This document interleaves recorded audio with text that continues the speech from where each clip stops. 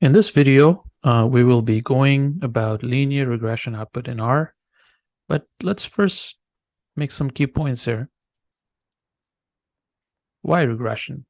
Well, you want to use regression models if you want to estimate, you want to predict, and maybe you also want to understand some sort of relationships. If you've been doing a lot of built-in data sets in R, you must have seen Boston housing data. Well, Boston housing data is just a very simple data set with 14 variables, some numerical, some categorical. And with those 14 variables and data, maybe you can create a model. And maybe that model can give you some values. For example, a median value foam. Maybe a median value foam is $10,000, depending on some criteria that you have in. Maybe it can predict the age of the person in the data set from the data set. Or maybe it can predict the rooms. Or LSTAT. In other words, depending on how you position your dependent variable, using a bunch of independent variable, you're able to create some sort of model, a regression model. A regression model does estimation, predictions, and maybe understanding relationships. Now, let's build a simple model. And let's use medv as a dependent variable. And then let's try to use LSTAT, age, and room as independent variable. So medv would be explained by LSTAT, age, and room. If you go in R, the function is the name of the model, whatever you want to call, lm for the linear function, in the brackets medv tilde LSTAT plus age plus room. Essentially, the medv variable is explained by LSTAT, age, and room. And if we go back to our earlier slide, we can figure out a bunch of things from this model. In R, you must have seen something called summary. So once you create a model, you can use the summary function, summary, and the name of the model within the bracket, and it should output something that is quite interesting. Something like this. Looks overwhelming, a lot of data, but let's go one at a time. Well, the first star shows call, the second star shows residuals, the third star shows estimate, the fourth shows standard error, fifth t value, sixth p value, seventh residual, eighth multiple r squared and adjusted r squared numbers, and the last one, F-Statistic, with some degree of freedom. Within this output, there's a lot of information, a lot of content we can deduce. So what are these? Let's try to find one at a time. Let's start with the very top, the call. Well, the call shows our formula or function for multiple linear regression.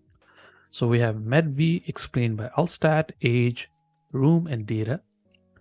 The medv would be a dependent variable. That's how you know it is a dependent variable. The LSTAT plus age plus room are independent variables. And the data, which is our data in this case, essentially it's just a data frame that we're using. Easy. First one. The second one shows the residuals.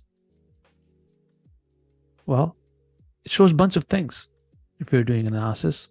First, what is a residual? Residual is prediction minus observed. It's the difference between the observed value and the actual value. So the lower the residual, the better the model.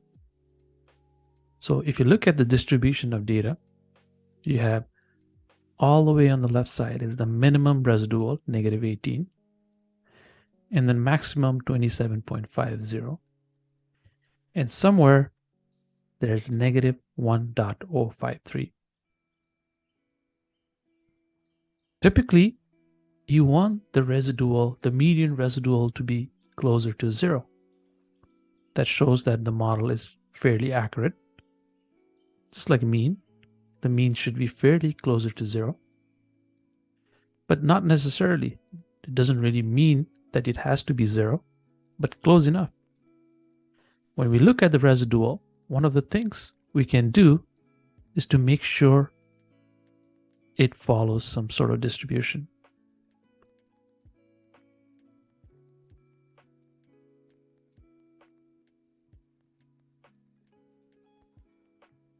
A normal distribution. If it follows a normal distribution, then we check one of the linearity assumption. A QQ plot, a residual versus fitted plot can check these values for you. So when you look at the residual, the purple star, you can see distribution of how residual looks. If it's fairly decently distributed, in other words, normal distribution, you're on the right track. Your model is on the right track. The second pink star is the coefficients estimate.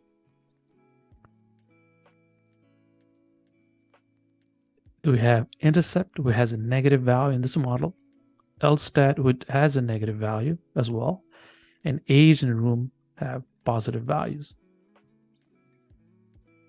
So the way to understand the estimate, the intercept is the constant value. That's the starting value. For the other variables, it means expected change in dependent variable MEDV. Remember, we're trying to find MEDV for a unit, 1 unit change in the independent variable, while holding all other prediction constant. So age has nothing to do with how LSTAT reacts, and vice versa. Another visual way to look at this is how each items, intercept, LSTAT, age, and room, impact MEDV. Well, intercept has a negative starting point. LSTAT is positively correlated, has a positive contribution to the MEDV, and negatively contributing to the MEDV. Age has a minor positive correlation, and the room significantly improves MEDV. So just by looking at the estimate, you should have some idea about how these coefficient estimates will be impacting your MEDV.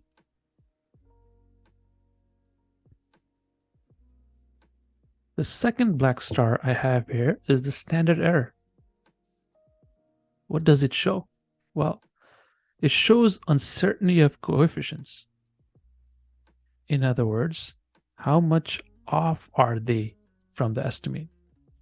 Or in a statistical term, you could also say standard deviation, how much it deviates, how much it varies.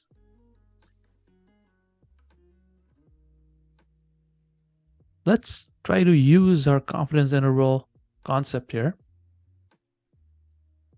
We're just trying to find the lower limit and upper limit of certain estimate. And when we look at an estimate from that point of view, from an interval point of view, what happens is you get a better idea between what you're trying to find and how it relates to the population mean. So a 95% confidence interval relates to number 1.96. And you want to find the lower bound and upper bound of a room. So here in the example, I am looking at the confidence interval of room, approximately estimated at 5.0. At a 95% confidence interval, we think the room is 4.11 on the left side and 5.89 on the right side.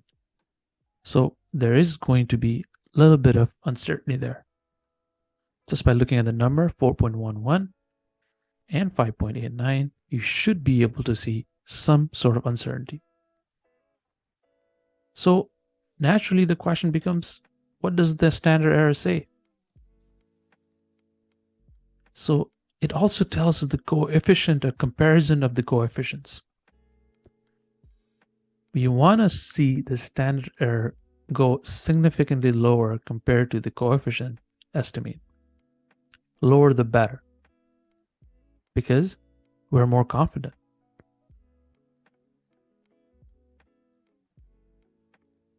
It also tells goodness of fit, how well the model is responding or relaying our story, how well the model is able to predict something. That is goodness of fit. The third star I have here is a yellow star, or t-value. Well, t-value is computed using your estimate, coefficient estimate, and divided by the standard error. Well, what does a t-value say anyway? Well, first thing, if you see a large t-value, then you have to assume that there is a strong relationship between independent and dependent variable. So if you look at the value on the coefficient on the slides, room has 11 as t-value. Out of those 3 independent variables, it has the most strongest relationship. If a t-value is small, conversely, it indicates negative relationship. Well, the other stuff we can also do with t-value is find p-value.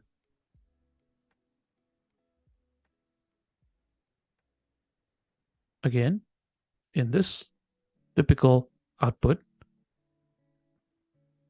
room has shown to have a very strong relationship with MED-V. And the p-value we're trying to calculate is going to further affirm that statement. Now, the coefficient, the bluish star. Well, this is a p-value. It refers to cumulative t-distribution, in other words, table for probability. But what does it really say? Well, first thing, it tells you how likely it is that your data could have occurred under null hypothesis. So if it shows some sort of stars in this output here, the LSTAT and room have 3 stars, and 3 stars indicate that p-value is less than 0.001. 2 stars indicate it's less than 0.01 and less than greater than 0.001, in that range. So anytime you see a star beside the independent variable, you have to assume that there is a strong relationship, not just positive, it could be negative as well.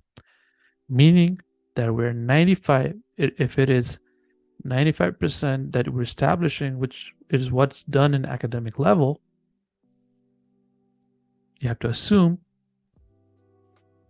that there is a positive or negative, or in other words, statistically significant relationship between, in this case, LSTAT and room.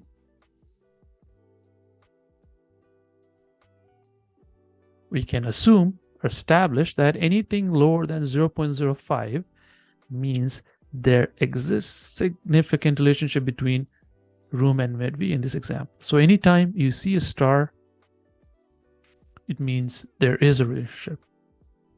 If there's a number 2e minus 16, as you see in the screen, that means the number was too small to be computed in decimal.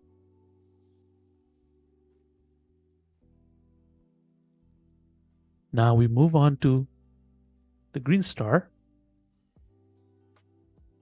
The green star is residual standard error. It's computed by taking the square root of MSE. And if you move along, you'll see something called degrees of freedom. Degrees of freedom is calculated by number of observation minus independent variables plus 1. So in this case, you could have 500 odd observations, negative 3 independent variables plus 1, and in this case, it would be about 502 roughly. But what does the residual say?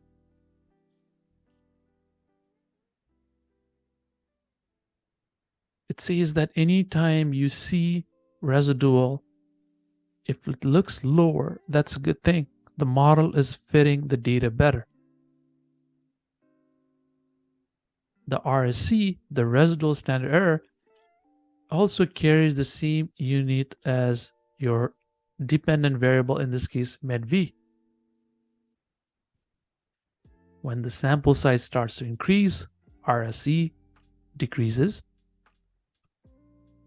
So just to kind of ensure that we have understanding, let's say if the highest med-v, if the highest value of med-v is predicted at 25 and RSC is 5.54 on this page, it means that our 25 may be off by 5.54. So RSC gives us some sort of indication that it may be off by a certain number. So as you can see, it is very important for RSE to be on the lower side.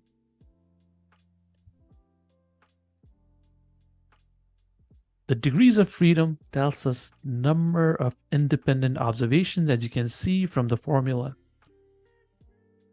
As the number of observation increases, the sample size increases, and maybe it might impact the model positively. Another blue star is multiple R squared and adjusted R squared. These are performance metrics of a regression model. R squared and adjusted R squared measure variations of the data. If it's close to 0, then the model is not able to comprehend the variation.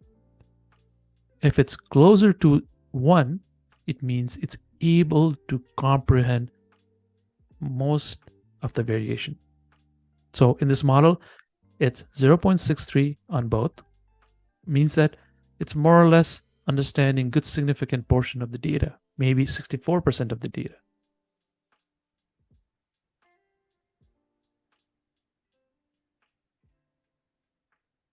Regardless of its multiple R square or adjusted R square, a value close to 1 indicates a good fit of the model to the data. The model understands the data, while a low R squared value indicates a poor fit. The adjusted R square takes into the account of variables that are not adding value to the model. In our example, we have 3 variables. If we continue to add more variables, our multiple R squared will increase. Regardless of it actually adds positively to the model, it does not penalize additional noisy variables. Whereas adjusted R square, if the variable is not adding any value to the model, it starts to penalize it. Hence, when you do model evaluation, try to look into adjusted R squared as one of the metrics. The last one is F-Statistic with degree of freedom. So what does that mean? Well, it's a ratio of mean square regression to the mean square error. But what does it really mean? Well, it measures overall significance of the model, how well the model is performing. A higher F-statistic value means that the regression model fit the data better than just with the intercept. So adding of variations made the model better. But what is a large F value or F statistic? Well, it's a subjective term. 296 looks quite high, but until you cover or compare with other models, it's hard to know how well this model is. So we looked at a bunch of outputs. So the final thought is you have to measure the model holistically, meaning you have to look at every variables and features, pay attention to the residuals, how they are distributed, pay attention to the performance measures, and test the residuals against linear assumptions. Check their linearity, check if they follow normal distribution or somewhat, draw a fitted versus residual chart. But at the end of the day, when you see our R summary, a model summary output, do not hesitate to inquire about every metrics available in there.